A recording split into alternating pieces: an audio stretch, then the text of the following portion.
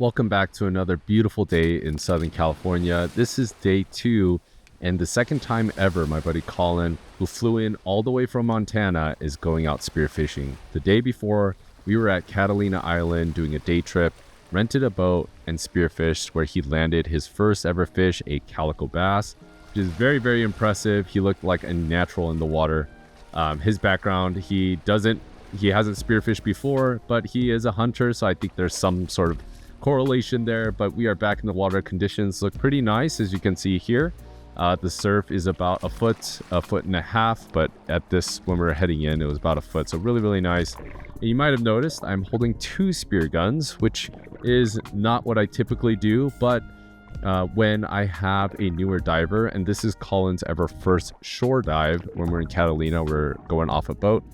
And so what I like to do is try to avoid or remove as many variables as possible, especially when shore diving, when you have to put on your fins, watch out for rocks in the surf, reduce the number of pointy things in your area when you're going out spearfishing. So I have the 2 guns here, and then once we get our fins on and we can regroup, then I hand him off his spear gun here. And what he's using is a Ocean Ammo Hybris, and I'm using my a custom built Mana 100 with a roller. Both rollers, I purposely picked the Hybris here because it's a shorter gun. It's a little bit more maneuverable, and what we're going to be doing is most likely ambush hunting, and his technique is likely going to be a little bit noisier for Southern California's pressured fish, so hence the smaller spear gun. But it's really mainly to be maneuverable in the very dense kelp forest, which you will see very shortly.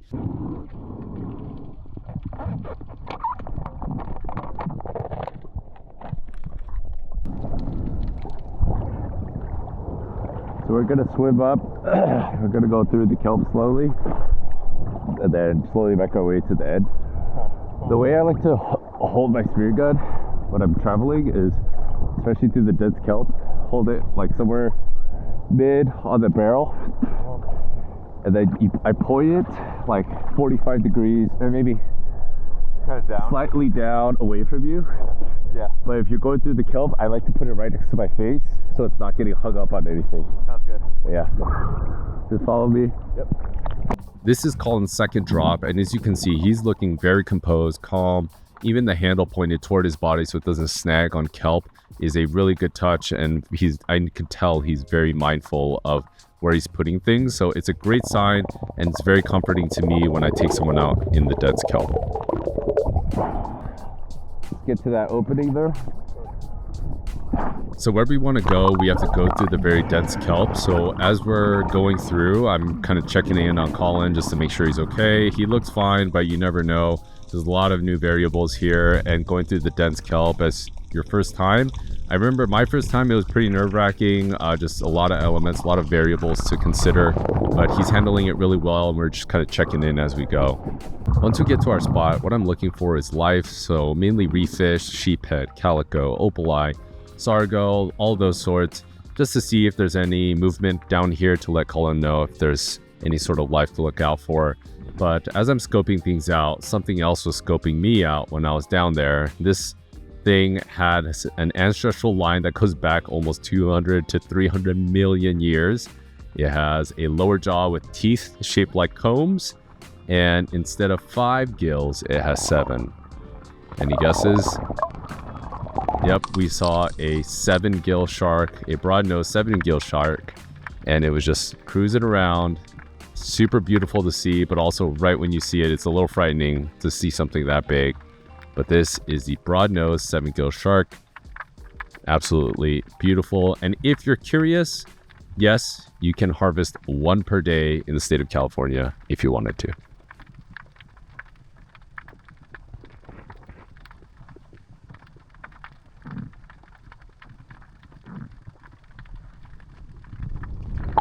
So it's about like 25 feet here, but what you're looking for you, I would say, is you're just swimming slow above the kelp, and sometimes calico bass will be like 5 to 10 feet in the mid column, and they'll just like check you out if you're quiet. And there's big schools of opalite, I'll just like check you out. Sweet. we'll try it out and then we'll head back. We'll kind of go shallower, but just take your time. General rule of thumb, just breathe up, like breathe slowly and then go down. Okay. You did good. Okay, thanks, man.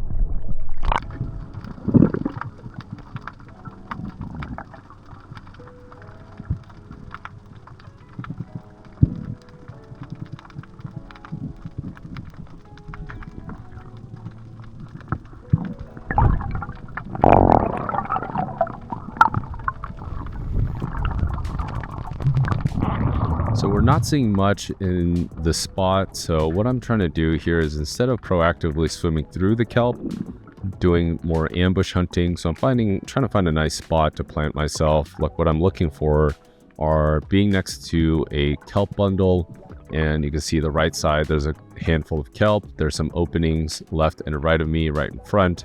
And the idea here is that you're somewhat hidden by the kelp. And also this reef here, it's a slight angle, so I can kind of lay my body down and keep my upper body upright and still somewhat blend in. And what I'm looking for is in the mid column to the bottom, seeing if there's any life and just trying to stay as still as possible. As you can see here, not much going on. So I go back to the surface and I check out another spot.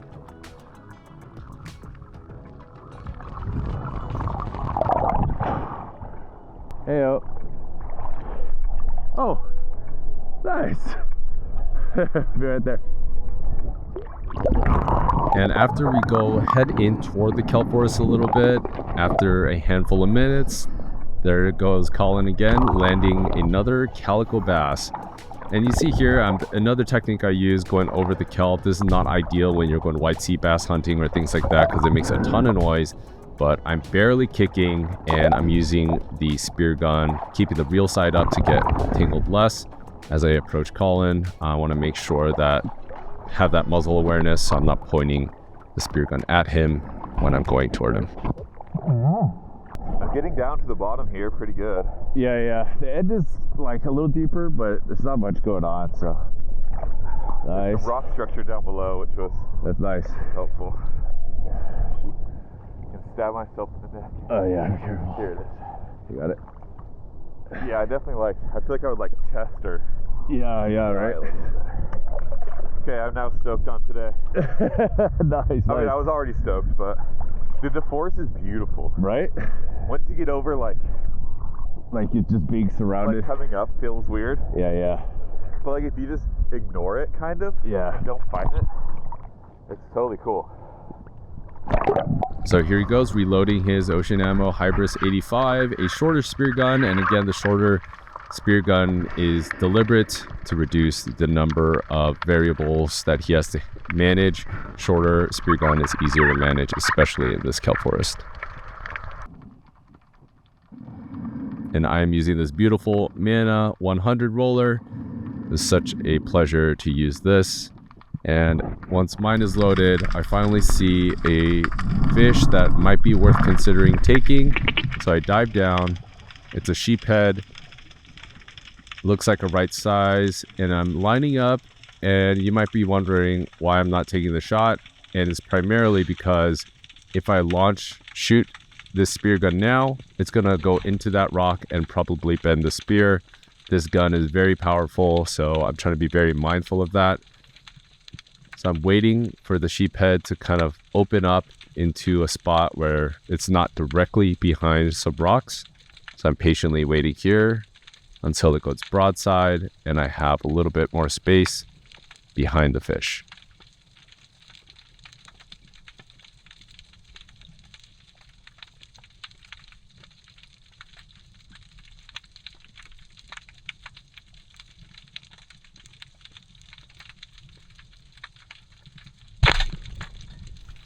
So I just whiffed it, just high. I ended up smacking a rock, but not too hard. I just needed to sharpen the tip. But we are heading back, and on the way back, we see this really cool Dorito-shaped fish. It's called a guitar fish. Really cool to see those. And just like we started heading back in, I grab a spear gun and I bring it back to shore. So now he just has to handle his fins and making sure he can get back looks good. safely. Take the fins off. He's doing a great job looking back at the surf and the sets, timing it. I always try to coach like using a tripod technique, so have both fins in one hand, kind of walk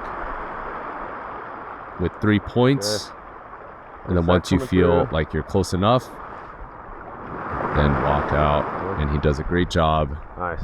Back to safety, help him out a little bit because it is a little slippery there. And what a great session. Right? I was just gonna say, I bet right when I took the spear gun, you're probably gonna see a tank. So that was the session. Some general stats here. 39 feet was the deepest. My longest was 1 minute and 12 seconds. Here's some other stats, but a wonderful session and last session for him as he heads back to Montana.